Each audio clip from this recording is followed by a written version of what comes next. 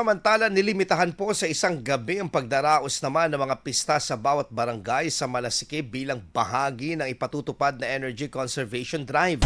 Sa direktibang inilabas ng lokal na pamahalaan, inatasan ng lahat ng barangay chairman na paikliin ang selebrasyon at pansamantalang itigil ang iba pang mga community activities.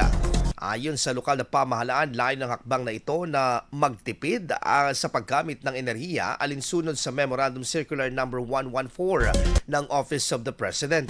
Kaugnay nito ay ipatutupad din ang naturang kautusan sa loob ng isang taon maliban kung ito ay bawiin. Samantala sa linggayan, ipatutupad din ang memorandum kung saan direktang inuutos ang pansamantalang suspensyon sa pagdaraos ng mga malalaking pagtitipon. IFM News. IFM News.